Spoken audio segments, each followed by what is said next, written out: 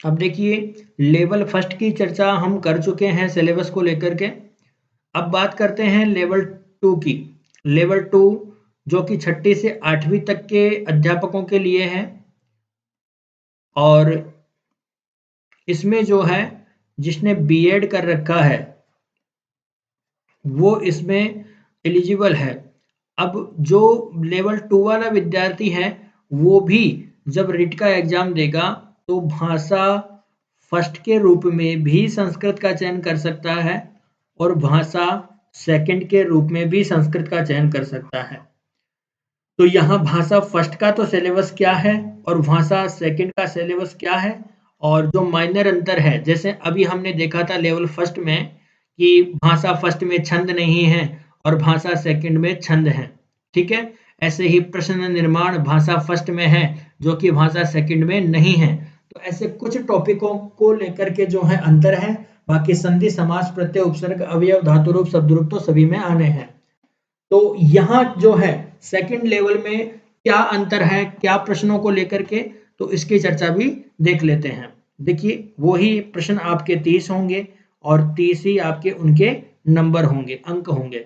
अब यहाँ देखिए, एकम अपठितम गद्यांशम आधारीकृत्य निम्नलिखित व्याकरण संबंधितः प्रश्नाः, और प्रश्न कौन से होंगे? शब्द रूप, धातु रूप, कारक, विभक्ति, उपसर्ग, प्रत्यय, संधि, समास, सर्वनाम से संबंधित हमारे प्रश्न होंगे।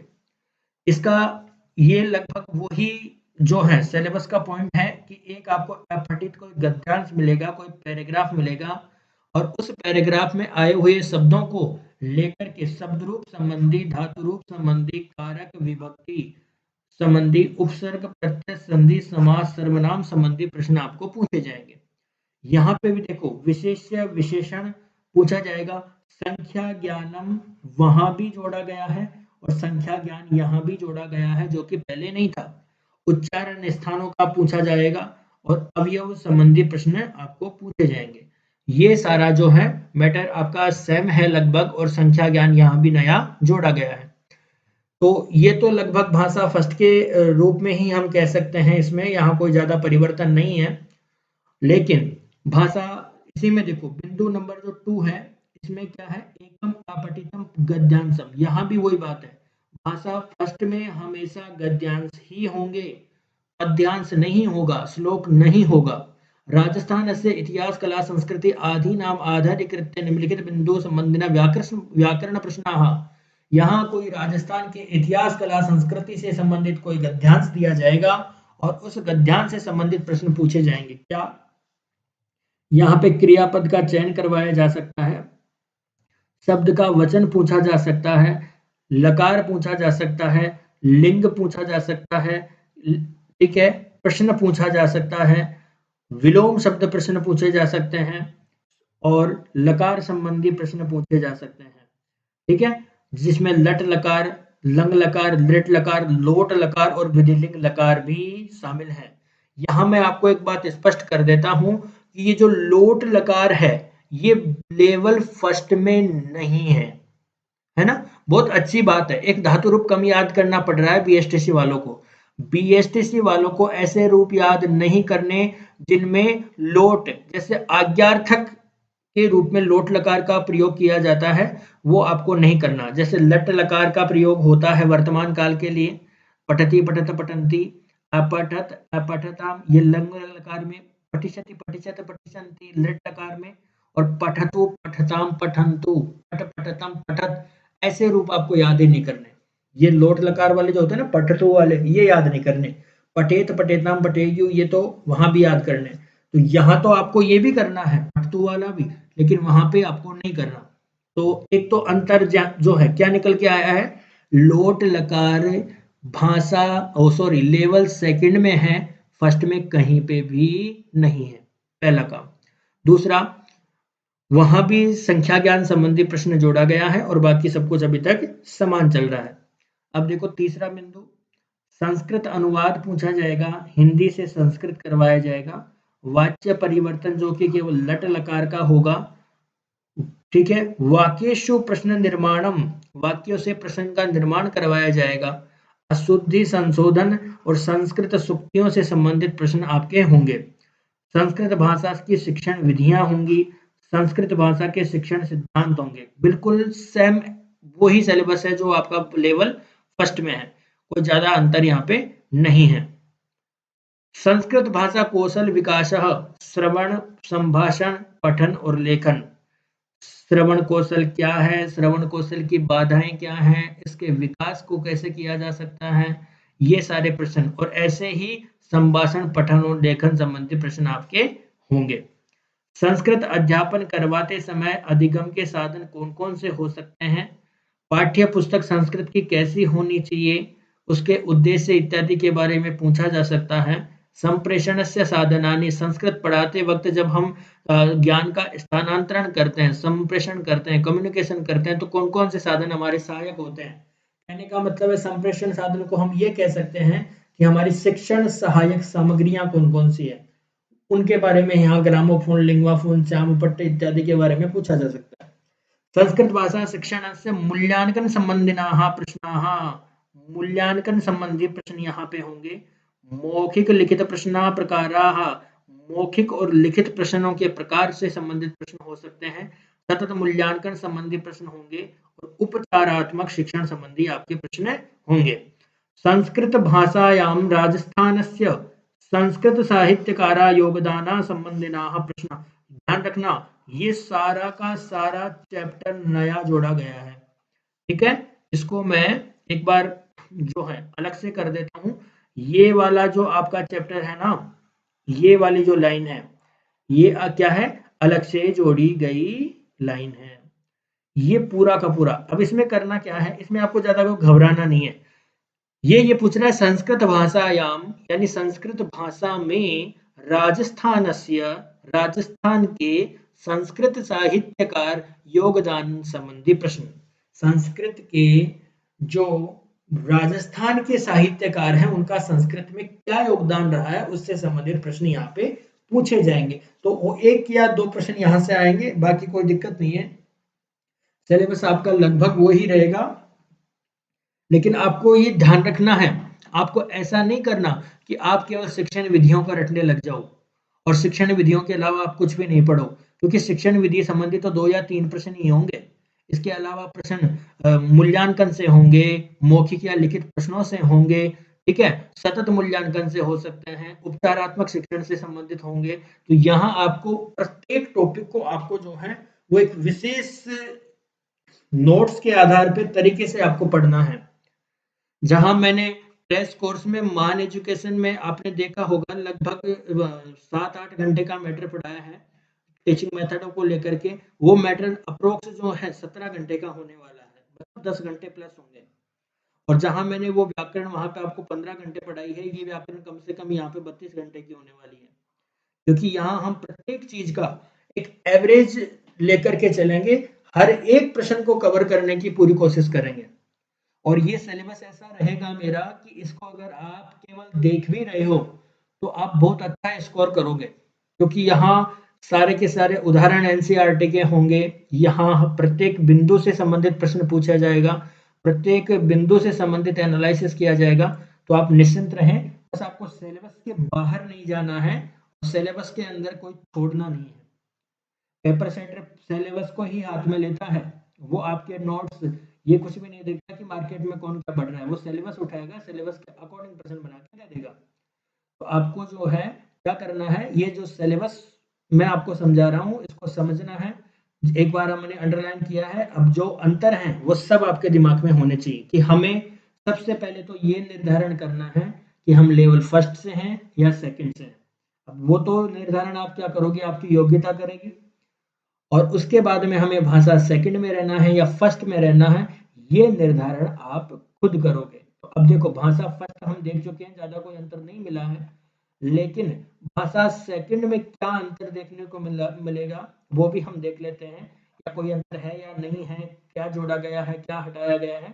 तो भाषा जो है हिंदी का सिलेबस है, ये तो संस्कृत का ये आ गया, ठीक है। अब देखो यहाँ पे क्या बात है, भाषा लेवल 2 और भाषा द्वितीय, द्वितीय का जो संस्कृतम, यहाँ देखो 30 ही प्रश्न है और 30 ही इनके अंक बताए गए हैं। अब प्रश्न क्या-क्या है? एकम अपठितम गद्यांशम आधारीकृत्य निम्नलिखित व्याकरण संबंधितः प्रश्नाः कौन-कौन से होंगे? शब्द रूप, धातु रूप, कारक, विभक्ति, उपसर्ग, प्रत्यय, संधि, समास, लकार, सर्वनाम, विशेष्य, विशेषण, लिंग, संख्या ज्ञानम और समय ज्ञानम। यहाँ देखो एक प्रश्न जो है वो जोड़ा गया है, एक चैप्टर संख्या ज्ञान तो वहां भी था लेकिन समय ज्ञान और जोड़ दिया गया। तो यहाँ पे हम दो चैप्टर कह सकते हैं। एक तो हम कह सकते हैं आपका संख्या जो कि 1 से लेकर के 100 तक की संख्याओं से संबंधित होगा और एक समय समय ज्ञान समय ज्ञान जैसे घड़ी में कितना टाइम बज रहा है 1:10 हो रही है तो क्या बताओगे 15 मिनट है। ठीक है तो यहाँ 10 मिनट को तो आप हटा ही दो। अब तो ये ध्यान रखना सवा पूछा जा सकता है, सार्ध पूछा जा सकता है और पादोन पूछा जा सकता है। बस इतना ही ध्यान रखना। पादोन का मतलब जैसे 2:45, 3:45, 4:45, 5:45। सार्ध यानी 2:30, 3:30, 4:30, 5:30। सवा यानी 5:15, 6:15, 10:15, 9:15 इत्यादि है ना। ऐसा टाइम पूछा जाएगा। दोनों ही टॉपिक ऐसे टॉपिक हैं कि छोटे से बच्चे को भी हम याद करवा सकते हैं है ना। कहीं कोई दिक्कत नहीं आएगी आपको। अब ये वेसु प्रश्न हाँ अब ये संबंधी आपके प्रश्न होंगे। एकम अपठितम पद्यांशम व श्लोकम पद्यांश होगा या श्लोक होगा तो ये श्लोक और पद्यांश के रूप में जो है ये बात हमें भाषा सेकंड में ही देखने को मिली है। भाषा फर्स्ट में भी नहीं है और भाषा जो है भाषा फर्स्ट में नहीं है चाहे वो लेवल फर्स्ट हो चाहे सेकंड हो। पद्यांश हमें भाषा सेकंड के रूप में ही मिलेगा। अब देखो राजस्थान से इतिहास संबंधी ये आपका पद्यांश या श्लोक हो सकता है। इसमें क्या होगा देखो छंद अलंकार संबंधिनः प्रश्न महेश्वर सूत्राणि प्रश्न। यहाँ देखो लेवल सेकंड में हमें क्या देखने को मिल रहा है छंद देखने को मिल रहा है दूसरा हमें अलंकार देखने को मिल रहे हैं विशेष्य विशेषण इत्यादि आपके प्रश्न हैं। लिंग संबंधिना प्रश्नाः स्त्रीलिंग पुल्लिंग संबंधी प्रश्न होंगे। फिर संस्कृतानुवादः स्वर व्यंजन उच्चारण स्थानानि वाच्य परिवर्तन बहुत सरल सरल टॉपिक हैं। ऊष्म जैसे मूल स्वर कौन से हैं संज्ञक स्वर कौन से हैं समान अक्षर कौन से हैं स्पर्श वर्ण कौन से हैं अंतस्थ कौन से हैं ऊष्म कौन से हैं कंठ तालु मूर्धा दंतोष्ठ नासिका संबंधी प्रश्न होंगे कर्तृवाच्य कर्मवाच्य संबंधी आपके प्रश्न होंगे। अशुद्धि संशोधन होगा सुक्तियां होंगी सुक्तियों संबंधी प्रश्न होंगे। संस्कृत भाषा की शिक्षण विधियां होंगी संस्कृत भाषा के शिक्षण सिद्धांत होंगे संस्कृत शिक्षण की अभिरुचि प्रश्न होंगे है ना। तो यहाँ ये आपके सारे के सारे प्रश्न वगैरह होंगे कहीं आपको कोई दिक्कत नहीं आएगी। संस्कृत भाषा कौशल्य से विकास संस्कृत के जो 4 कौशल हैं जो सभी भाषा में होते हैं श्रवण संभाषण पठन और लेखन इनका विकास कैसे हो सकता है इनकी बाधाएं कौन कौन सी हैं इनके उद्देश्य क्या है ठीक है इनका लक्षण क्या है इनकी परिभाषाएं क्या हैं इनके सोपान क्या क्या है कौन कौन से इनका क्षेत्र है कौन कौन सी इंद्रियों के द्वारा ये संचालित होते हैं कौन सा प्राथमिक है कौन सा अंतिम है ठीक है कौन से मध्यस्थ हैं ऐसे प्रश्न यहाँ पे होंगे। और संस्कृत शिक्षण में अधिगम साधनानि अधिगम के जो साधन हैं ठीक है पढ़ाने के जो साधन हैं वो साधन है संस्कृत शिक्षण संप्रेषण साधनस्य संप्रेषणस्य साधनानि संप्रेषण के साधन है संस्कृत पाठ्य पुस्तकानि संस्कृत की जो पाठ्य पुस्तक हैं उनसे संबंधित जैसे पुस्तक कैसे होनी चाहिए उसमें प्रस्तावना उद्देश्य क्या होना चाहिए पुस्तक का मूल्य कैसा होना चाहिए सिलेबस कैसे रखा जाना चाहिए है ना कौन सी शिक्षण विधियों का प्रयोग किया जाना चाहिए ये सारी बातें जो है संस्कृत पाठ्य पुस्तक से संबंधित होंगी। तो जैसे जैसे ये सारे के सारे अलग अलग टॉपिक में आपको पढ़ाने वाला हूँ। संस्कृत भाषा शिक्षण से मूल्यांकन संबंधी ना प्रश्न मूल्यांकन के वाले चैप्टर को आपको पूरी तरह से पढ़ना है ना जैसे हम साइकोलॉजी में पढ़ते हैं वैसे मौखिक प्रश्न कौन से होते हैं लिखित प्रश्न कौन से होते हैं ये चैप्टर पढ़ना है सतत मूल्यांकन पढ़ना है और उपचारात्मक शिक्षण पढ़ना है। ये 3 टॉपिक आपको अलग पढ़ने हैं और लगभग तीनों टॉपिकों से प्रश्न आते हैं। तो ये जो है वो हो गया आपका भाषा सेकंड के रूप में आपका सिलेबस। ठीक है, तो देखो भाषा सेकंड हम लेते हैं तो एक तो फायदा क्या है, वो राजस्थान भाषा सेकंड के रूप में हम संस्कृत को लेते हैं तो एक फायदा क्या है, राजस्थान के वो जो कवि है ना वो हमें कहीं नहीं पढ़ने हैं। राजस्थान के कवियों से संबंधित हमें कोई बात नहीं पढ़नी, वो कहाँ पढ़नी है, भाषा फर्स्ट में। और इसके अलावा ये समय ज्ञान इत्यादि जो है वो तो हमें यहाँ भी पढ़ने हैं, रहो वहाँ भी पढ़ने, लेकिन छंद और अलंकार, ये छंद और अलंकार जो अलंकार का जो काम है ये भाषा सेकंड में मिलता है। तो एवरेज तौर पे हम क्या कह सकते हैं, जैसे ये हम एक खाली जगह ले लेते हैं, इसमें डिस्कस कर लेते हैं। सबसे पहले तो हमें निर्धारण हमारी योग्यता करेगी कि ये जो रीट का एग्जाम है, ये रीट का एग्जाम हम भाषा लेवल फर्स्ट से देंगे या लेवल सेकंड से देंगे। ठीक है, ये निर्धारण तो हमारी योग्यता करेगी। कैसे, अगर हम बीएसटीसी हैं तो हम फर्स्ट लेवल में जाएंगे, और अगर हम बीएड हैं तो हम लेवल सेकंड में आएंगे। यहाँ हम 1 से 5वीं तक के टीचर बनेंगे, यहाँ हम छठी से 8वीं तक के टीचर बनेंगे। ये बात तो क्लियर है, हमारी योग्यता से होगा। अब देखो यहाँ जो है हम भाषा फर्स्ट के रूप में भी संस्कृत ले सकते हैं, भाषा सेकंड के रूप में भी ले सकते हैं। तो यहाँ अगर हम लेते हैं तो हमें प्रश्न निर्माण इत्यादि प्रश्नों का सामना करना पड़ेगा, जबकि यहाँ हम लेते हैं, यहाँ तो देखो क्या होगा, दोनों के दोनों गद्यांश आएंगे। अंतर समझ लीजिएगा, पूरा सारांश समझ में आ जाएगा, दोनों गद्यांश आएंगे। यहाँ क्या होगा, एक तो आएगा आपका गद्यांश और एक आएगा आपका पद्यांश यानी श्लोक। पद्यांश को का मतलब क्या होता है, श्लोक, पद्यांश को ही श्लोक। तो यहाँ क्या फायदा है, यहाँ हम भाषा अगर सेकंड लेते हैं तो फायदा क्या है, यहाँ हमें एक तो छंद का प्रश्न मिलेगा और छंदों के प्रश्न बहुत ही सरल होते हैं। यहाँ हमें क्रियापद का चयन, प्रश्न निर्माण इत्यादि टॉपिक अलग से पढ़ने पड़ेंगे, यहाँ ऐसा कुछ भी नहीं पढ़ना पड़ेगा। ये एक फायदा है।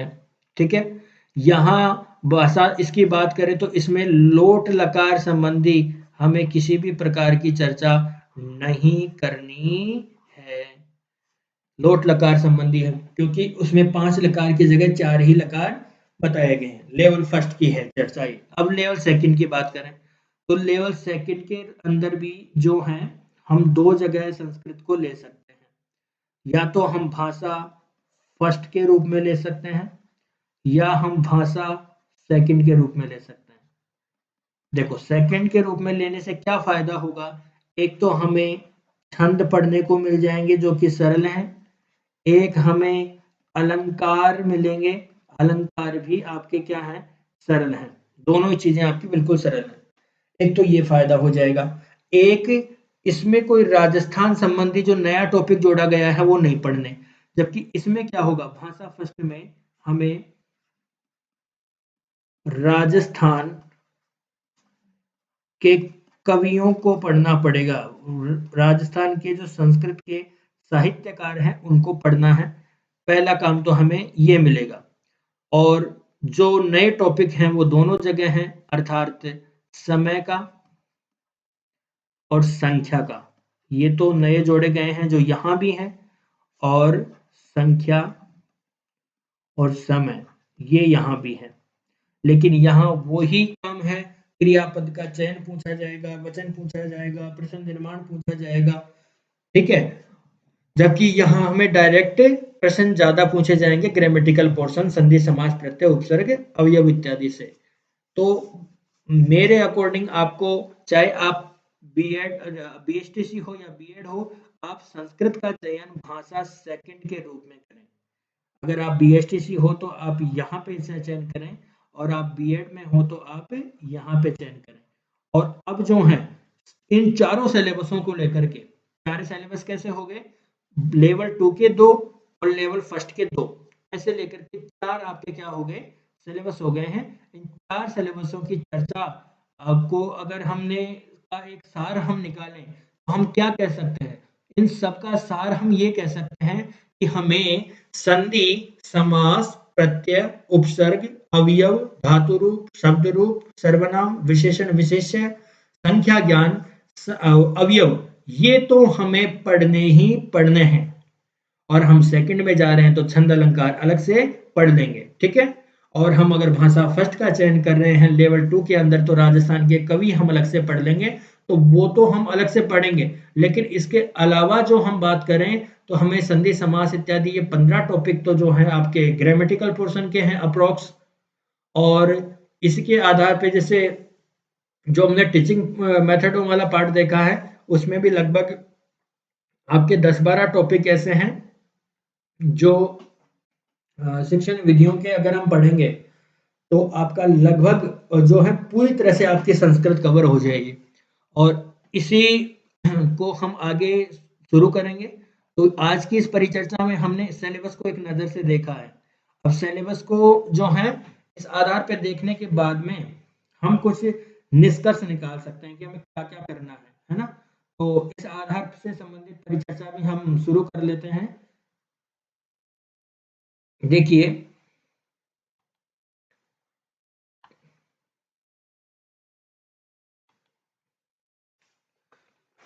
निष्कर्ष तौर पे हम कह सकते हैं कि चाहे हम रीट का एग्जाम किसी भी लेवल से दे रहे हों, किसी भी लेवल से दे रहे हों, चाहे हमारा लेवल फर्स्ट हो या हमारा लेवल सेकंड हो, हमें कुछ टॉपिक ऐसे हैं जो पढ़ने ही हैं और वहां से प्रश्न आएगा ही आएगा।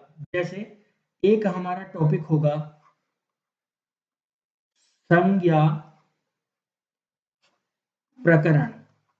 अब आप कहोगे संज्ञा प्रकरण तो कहीं लिखा हुआ ही नहीं है, तो मैं आपको बता दूं ये जो उच्चारण स्थान इत्यादि जो है ना, ये सब संज्ञा प्रकरण के ही टॉपिक हैं, है ना। तो संज्ञा प्रकरण से संबंधित हमारा कम से कम अब तक का जो रिकॉर्ड रहा है और ये सिलेबस जो है, इसके आधार पर हम कह सकते हैं 2 प्रश्न हमें संज्ञा के मिलेंगे। 2 प्रश्न हमें संज्ञा के मिलेंगे।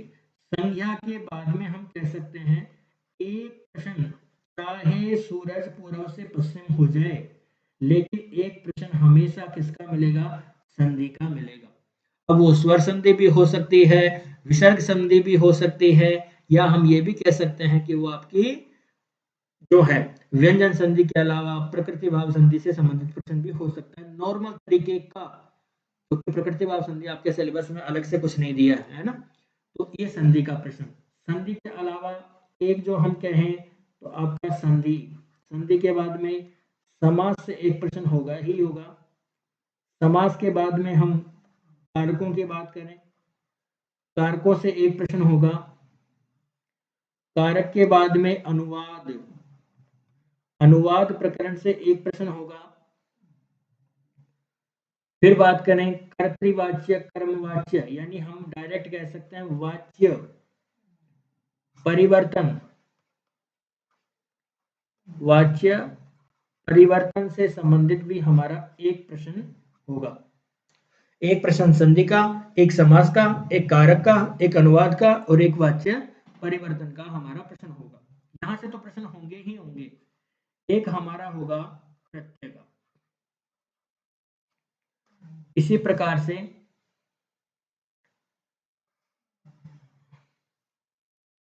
एक शब्द रूप संबंधी प्रश्न होगा, एक धातु रूप संबंधी प्रश्न होगा, एक प्रश्न हमारा सुक्ति से संबंधित, या फिर हम ये कह सकते हैं अवयव से संबंधित हमारा एक प्रश्न होगा। उपसर्ग से संबंधित एक प्रश्न हमें मिलेगा।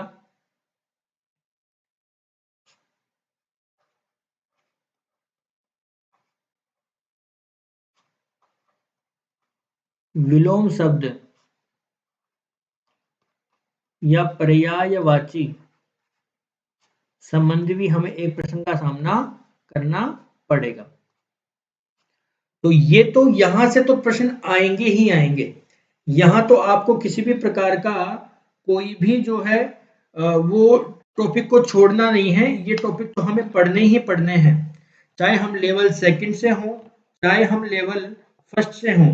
हमें यहाँ से संबंधित प्रश्नों तो टॉपिक तो जो हमें देखने ही देखने हैं, क्योंकि संधि, समास, कारक, अनुवाद ये तो जो है हमें चारों टॉपिकों में देखने को मिलेंगे। अब देखो, इसके अलावा एक जो आपका प्रश्न बनेगा, सभी को हम एवरेज तौर पे देखें तो इस आधार पे हम कह सकते हैं, एक जो टॉपिक है आपका अशुद्धि संशोधन का, अशुद्धि संशोधन, इससे संबंधित भी आपका एक प्रश्न होगा। देखो 1 2 3 4 5 6 7 8 9 10 11 और 12 प्रश्न तो ऐसे हैं जो ये टॉपिक तो आपको सबको पढ़ने हैं। 12 प्रश्न तो ये हैं। अब आपको पता है, अगर आप लेवल फर्स्ट ले रहे हो या लेवल सेकंड है, अगर आप भाषा भाषा फर्स्ट ले रहे हो तो आपको जो है यहाँ पे जैसे मान लो कि लकार का प्रश्न मिलेगा, क्रियापद चयन का प्रश्न मिलेगा, या फिर हम ये कह सकते हैं प्रश्न निर्माण का प्रश्न मिलेगा, है ना। वाक्य से प्रश्न कैसे बनाया जाता है, ये प्रश्न आपको देखने को मिलेंगे। अगर आप लेवल जो सॉरी भाषा फर्स्ट की जगह आप भाषा सेकंड ले रहे हो तो ये प्रश्न ना मिल करके संधि, समास, प्रत्यय, उपसर्ग इनमें से किसी को भी डबल कर देगा। जैसे संधि के 2 आ जाएं, समास के 2 आ जाएं या कारक के 2 आ जाएं, ऐसे करके उसको करना क्या है, उसको 15 प्रश्नों का टारगेट फिट करना है। 15 के 14 भी हो सकते हैं, 16 भी हो सकते हैं, ठीक है। तो इस आधार पे वो टॉपिक आपको देगा। अब इनके अलावा जैसे हम बात करें लेवल सेकंड की, लेवल सेकंड के अंदर अगर हम भाषा फर्स्ट और सेकंड की करें तो यहाँ जो है वो राजस्थान के कवियों से संबंधित प्रश्न जोड़ा गया है। 12 तो ये है ही है, 1-2 प्रश्न वहां से उठा लिए जाएंगे, ठीक है। और अगर वो यहाँ से नहीं उठाता है और वो ही जैसे मान लो कि भाषा सेकंड के अंदर यहाँ से प्रश्न उठाएगा तो वो क्या करेगा, जो ऊपर किया है उसने संधि, समास, कारक, प्रत्यय, उपसर्ग में से किसी को भी 2 प्रश्न कर देगा। जैसे मान लो उच्चारण स्थान से संबंधित प्रश्न भी आ गया, यत्नों से संबंधित प्रश्न भी आ गया, इसके अलावा जो है त्रिमुनियों से संबंधित प्रश्न भी आ गया, कहीं से भी घुमा के एवरेज कर देगा। लेकिन 12 तो ये आपके जो टॉपिक हैं ये आपको पढ़ने हैं, 12 तो आएंगे ही आएंगे। और अगर आपकी किस्मत अच्छी है, निष्कर्ष तौर पे क्या कह सकते हैं, 12 तो इन टॉपिकों से प्रश्न आएंगे ही आएंगे। लेकिन अगर आपकी किस्मत अच्छी है तो किसी भी टॉपिक से 2-2 प्रश्न भी बन सकते हैं। ये तो बात हो गई किसकी, आपके एवरेज तौर पे हम क्या कह सकते हैं, आपके कौशलों की। कौशलों से संबंधित आपके जो है ये प्रश्न सॉरी ग्रामेटिकल पोर्शन के आपके प्रश्न हो गए। अब देखो, इसके अलावा जो आपका शिक्षण विधियों का चैप्टर जिसको हम बोलते हैं, उसमें केवल शिक्षण विधियां ही नहीं है, ये भी आपको ध्यान होना चाहिए। चाहे आप कोई भी चैप्टर पढ़ो शिक्षण विधियों का, तो शिक्षण विधि जिसको हम बोल रहे हैं, जिसके हम 15 नंबर मानते हैं, जिसमें हम केवल शिक्षण विधियों को पढ़ के चले जाते हैं, वो सबसे बड़ी गलती करते हैं। क्यों? क्योंकि हमें करना क्या है, सबसे पहले तो हमें 4 कौशलों को पढ़ना है। 4 कौशल, कौशलों को पढ़ने के बाद में संस्कृत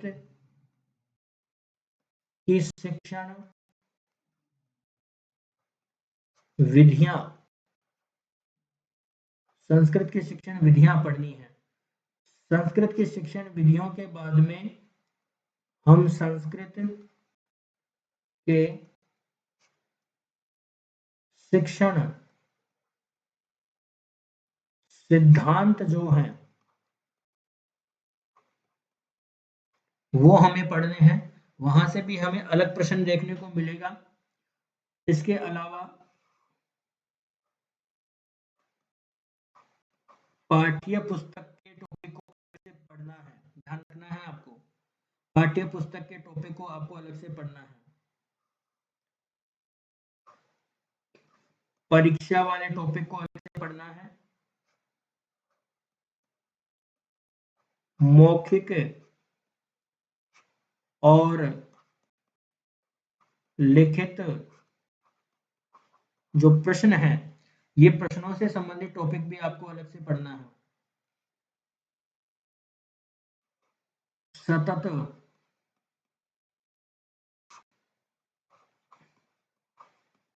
मूल्यांकन संबंधी प्रश्न भी आपको पढ़ने हैं। उपचारात्मक शिक्षण और यहीं ऐड कर देते हैं उपचारात्मक शिक्षण, फिर उसके बाद में संस्कृत के संप्रेषण साधन, संस्कृत शिक्षण के संप्रेषण साधनों को पढ़ना है। अधिगम के साधनों को पढ़ना है। अधिगम के साधन आपको पढ़ने हैं। तो ये जो टॉपिक है, ये आपको जो है अलग अलग तौर से जो है आपको ये सारी चीजें पढ़नी है। ये अगर आप अलग अलग तरीके से पढ़ेंगे तो आप इन चीजों को कवर कर पाओगे। नहीं तो अगर आप केवल संस्कृत की शिक्षण विधियों की बात करें तो वो तो केवल एक ये है जहाँ से ज्यादा आपको 2 प्रश्न देखने को मिलेंगे, है ना? 2 प्रश्न यहाँ से मिलेंगे, 2 प्रश्न आपके यहाँ से मिलेंगे, 2 प्रश्न आपके यहाँ से मिलेंगे, एक यहाँ से मान लेते हैं, एक यहाँ से मान लेते हैं, एक यहाँ से और एक यहाँ से। एक ही प्रश्न आपका मान लो यहाँ से मान लेते हैं और इसके अलावा संप्रेषण संबंधी एक प्रश्न मान लेते हैं अधिगम। अब देखो 2 और 2 और 2 4 2 6 2 8 और 8 के अलावा 9 10 11 12 और 13 प्रश्न तो फिक्स हैं जो यहाँ से आएंगे। अब बचे आपके कितने? 2। ये 2 मान लो किसी भी जगह किस्मत जग सकती है, किसी से भी 2 प्रश्न आ सकते हैं, है ना? तो ये कोई जरूरी नहीं है, लेकिन ये 13 प्रश्नों का जो डिवाइड मैंने किया है, लगभग आप पेपर देख लेना, इसी के आधार पे आपका पेपर होने वाला है। तो आज की परीक्षा में, आज की इस क्लास में हमने देखा कि 4 जो हमारे सिलेबस हैं रीट को लेकर के, संस्कृत विषय को लेकर के, इनमें एवरेज तौर से देखा जाए तो सारे के सारे टॉपिक एक ही हैं। एक दो टॉपिकों को लेकर के थोड़ा सा अंतर है, जो भी आप अगर पढ़ेंगे तो आपको जो है कहीं कोई दिक्कत नहीं आएगी। अब जो हमारा क्लास कोर्स जो चलेगा इस वेद एजुकेशन पे, तो हमारा जो एप्लीकेशन है वो हमारा है वेद एजुकेशन। इस वेद एजुकेशन पे जो हमारा कोर्स चलेगा वो क्या होगा कि जो चारों के चारों पेपर हैं, संस्कृत भाषा के जो 4 आपके सिलेबस हैं, इन चारों के चारों सिलेबसों को कवर करता हुआ मैं एक ही कोर्स ऐसा बना रहा हूँ जिसको अगर आप करोगे तो उस कोर्स में आपको पूरे पूरे चारों पेपर, और जो हमारे अंदर वाले जो टॉपिक हैं, जैसे राजस्थान के कवि संबंधी टॉपिक है, छंद अलंकारों का टॉपिक है, वो सारे हम लास्ट में दे देंगे, है ना? और वैसे भी अगर शुरू में भी देते हैं तो आपको कोई दिक्कत नहीं आने वाली, क्योंकि मैंने पूरा सिलेबस आपको स्पष्ट कर दिया है ना? तो अब जो है एक ही कोर्स हम चलाएंगे, क्योंकि ग्रामेटिकल पोर्शन सारा एक है, उसका लेवल भी एक है, और एनसीईआरटी के पूरे पाठ्यक्रमों के आधार पे ये कोर्स हम आपको देंगे। और लगभग आप ये कह सकते हैं कि पूरा का पूरा जो है 50 घंटे का तो आपको संस्कृत का कोर्स मिलने वाला है। इस कोर्स के साथ में मेरा कोशिश ये रहेगी कि आपको एनालिसिस सहित 100 टेस्ट पेपर रीट से पहले पहले मिल जाएंगे इसी में, ठीक है? 50 आप घंटे आपका जो है टीचिंग वीडियो मिलेंगे आपको, पूरा का पूरा कोर्स कवर होगा, और 100 जो है आपको टीचिंग सॉरी टेस्ट पेपर यहाँ से मिलेंगे संस्कृत विषय को लेकर के। और लगभग इनकी जो नॉर्मल आपकी जो फीस है 250-300 रुपये, वो फीस आपको पे करनी है। ऑनलाइन प्लेटफॉर्म के माध्यम से आप जो है वो फीस पे करेंगे। कोई नहीं भी कर पाता है तो मेरे जो नंबर हैं 9799523209 9799523209, इन पर आप मेरे से बात कर सकते हैं।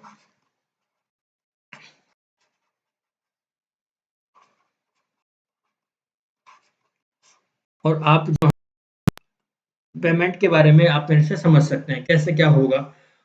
यहाँ आप जो कोर्स देखोगे एक भी प्रश्न उससे बाहर नहीं जाएगा क्योंकि 100 प्रश्न होंगे, 100 टेस्ट पेपर होंगे और एक टेस्ट पेपर में आपके 30 प्रश्न होंगे।